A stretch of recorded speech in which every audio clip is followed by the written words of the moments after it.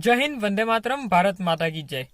अभी जो 2020 में कृषि बिल, जो 3 कृषि कानून हमारे आए हैं किसानों के लिए, कुछ लोग कह रहे हैं कि ये किसानों के प्रगति के लिए, उनके समर्थन में है, और कुछ लोग कह रहे हैं कि ये किसान के विरोधी है।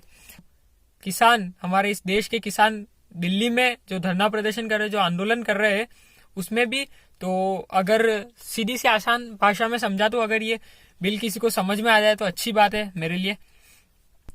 कृषि सेवा बिल 2020 जो पारित हुआ है, मैं अपनी आसान भाषा में समझाता हूँ। ये सरकारी इन कामों में अपने आते नहीं, अपन अपनी भाषा में समझाते हैं, ठीक है। अब कृषि सेवा बिल 2020 जो संसद में पेश किया गया था और लोकसभा में पास हुआ है, तो सबसे पहले बात करते हैं कि 3 कानून पारित हुए हैं लोकसभा में, और उसमें है आवश्यक वस्तु विधेयक, एक बिल। आवश्यक वस्तु विधेयक, इस चीज का आप पहले स्टॉक नहीं कर सकते थे शायद, क्योंकि मुझे इतना पता है नहीं। मैं अपनी आसान भाषा में जो कुछ भी मैंने कुछ लोगों से राय ली है इसके बारे में, या कुछ लोगों से पूछा है थोड़ी जानकारी, जहां तक मेरे को है उतना मैं बता पाऊंगा। आवश्यक वस्तु विधेयक जैसे कि बहुत ही जो आवश्यक वस्तुएं होती है जो किसान उत्पादन करते हैं, उन वस्तुओं का स्टॉक किसान पहले शायद नहीं रख सकते थे, और अब उन्हें रखने की छूट दी गई है कि आप अपनी इच्छा हो जितना आप स्टॉक रख सकते हैं, ठीक है। अब फिर एक आता है कि अब जिसके पास भी पैन कार्ड है, पहले किसान अपनी फसल सिर्फ मंडियों में बेच सकते थे जिसके पास लाइसेंस है, लेकिन अब पूरे भारत देश में किसान अपनी फसल कहीं पर भी बेच सकता है। पूरे हिंदुस्तान में जिस जिले, अपने जिले के अलावा दूसरे जिले में या दूसरे राज्य में जहां उसे अधिक मूल्य मिले अपनी फसल का, वो वहां पर अपनी फसल बेच सकता है किसान। किसान भाई जिनके पास पैन कार्ड है उनको भी अपनी फसल बेच सकते हैं। पहले सिर्फ मंडियों में जिनके पास लाइसेंस होता था सिर्फ उन्हें ही बेच सकते थे, लेकिन अब जिनके पास पैन कार्ड है डायरेक्ट उन्हें भी फसल दे सकते हैं। तो किसान भाई लोग विरोध इसलिए कर रहे हैं कि पहले मंडियों में एक फिक्स रेट रहती थी कि हम इस रेट में अपनी फसल बेच सकते, लेकिन क्या मंडियों के बाहर वो रेट मिलेगी या नहीं मिलेगी, ये किसान भाई बंधु इस चीज पे विरोध कर रहे हैं कि बाहर अगर हम किसी पैन कार्ड वाले को बेचते हैं, मंडी वालों को नहीं बेचते हैं, तो हमें बाहर वो रेट मिलेगी या नहीं मिलेगी। तो मैं अपनी आसान भाषा में समझाता हूँ कि अगर आपको बाहर वो रेट नहीं मिलती है, जिसके पास पैन कार्ड है, अगर आप किसी दूसरे आदमी को डायरेक्ट अपनी फसल बेच रहे हैं, अगर आपको बाहर वो रेट नहीं मिलती है तो आप मंडी में बेच दीजिए। मंडी में आपको रेट मिलेगी, जो उसकी रेट फिक्स होगी मंडी में वो आपको रेट मिल जाएगी। और अब अगर किसान अपने खेत में फसल उगाता है तो उसका पहले से ही एग्रीमेंट, एक कॉन्ट्रैक्ट लेटर ले सकते हैं किसी भी व्यापारी को बेचने के लिए।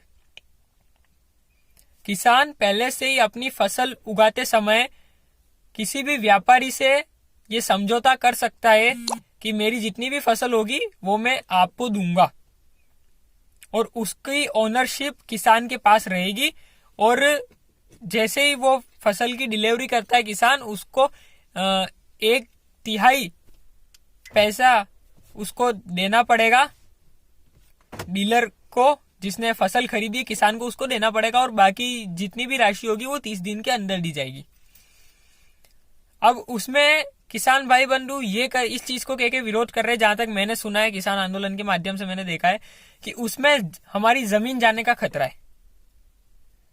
तो मुझे ये बात, मैं भी थोड़ा कंफ्यूजन में हूं कि सिर्फ ओनरशिप उस फसल की हो रही है, उस एग्रीमेंट पे सिर्फ ये लिखाएगा कि ये फसल ये व्यापारी खरीदेगा, तो उसमें जमीन कैसे जाएगी भाई?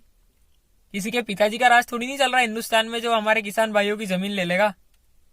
इस चीज का लेके किसान विरोध कर रहे हैं। पहली बात एक और क्लियर कर दूं, मैं किसी पार्टी से नहीं हूं, नहीं तो बहुत सारे लोग ये तो कांग्रेस समर्थक है, ये तो भाजपा समर्थक है। मैं किसी भी पार्टी का समर्थक भी नहीं हूं, किसी पार्टी का विरोधी भी नहीं हूं। जो एक चीज अभी हमारे हिंदुस्तान में चल रही है उसको अपनी भाषा में समझाने की कोशिश कर रहा हूं लोगों को, किसके समझ में आए तो अच्छी बात है। और हम भी चाहते हैं कि हमारे किसान भाई बंधु जो दिन रात सुबह शाम मेहनत करते हैं, जो हम जय जवान और जय किसान बोलते, किसान की वजह से हम खा सकते और जवान की वजह से हम सुरक्षित रहते हैं, तो उन्हें इतनी तकलीफ ना हो हमारे हिंदुस्तान में, इसलिए मैं ये वीडियो बना रहा हूँ। किसी भी किसान भाई की जमीन कोई नहीं ले सकता। सिर्फ फसल की समझौता हुआ है, उस एग्रीमेंट पे फसल का ही आपका एग्रीमेंट होगा, उस पे साइन होंगे डीलर के और आपके, तो फिर आपकी जमीन कैसे जाएगी? आप उसकी फसल के साथ अपनी जमीन की रजिस्ट्री थोड़ी ना कराओगे क्या? किसान जो बहुत सारी फसल उगाता है और वो बेचने जाता है मंडी में, अगर कुछ सब्जी उगाता है तो वो मेरे एरिया की मैं बता दूं 7-8 रुपए या ज्यादा 10 रुपए किलो मिलता है। और उसी फसल का, जैसे अगर किसान ने कुछ फल फ्रूट उगाया, जैसे अभी सर्दी में पपीता होता है, अगर पपीता उगाया तो वो 10 रुपए किलो में जाता है मंडी में। और अगर वही चीज किसान अपने हिसाब से बेच सकता है, अपनी मन मर्जी अनुसार बेच सकता है, तो अगर वही पपीता किसान अगर मार्केट में जाके किसी और डीलर को बेचता है, जिनको मंडी वाले बेचते हैं, तो उसके किसान को 12 रुपए भी मिल सकते, 15 रुपए भी मिल सकते। आप मंडियों में 10 रुपए किलो देते हो और मार्केट में उसी के 10 के 20 हो जाते, डायरेक्ट 20 हो जाते, 25 हो जाते, 30 हो जाते। इसीलिए सरकार ने एक कानून पारित किया है कि किसान अपनी फसल जब चाहे जिसे चाहे बेच सकता है और जितना स्टॉक रखना उसकी इच्छा हो रखना चाहे उतना रख सकता है, ताकि जब भी रेट कम होती है या ज्यादा होती है, रेट ज्यादा होती है तो आप उसे बेच सकते।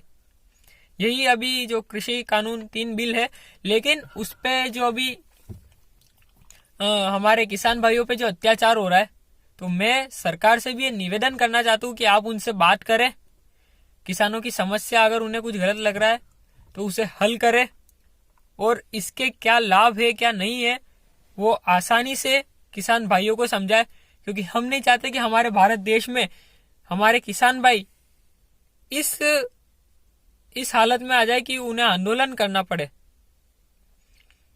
सभी अगर एक बहुत बड़ी बात हो जाती, बहुत बड़ा मुद्दा हो जाता हमारे देश के लिए, कि अगर हमारे देश का अन्नदाता अगर सड़कों पे आज आंदोलन कर रहा है, तो ये हमारे लिए बहुत ही शर्म की बात है।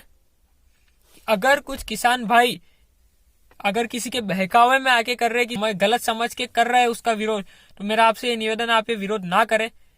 एक बार इस कानून को समझे, सरकार से बातचीत करें, क्या कहना चाहते हैं वो, और आपको किस कानून में किस धाराओं में क्या तकलीफ है वो आप उन्हें समझाएं और इस समस्या का हल निकालें। ये मेरी सरकार से विनती है।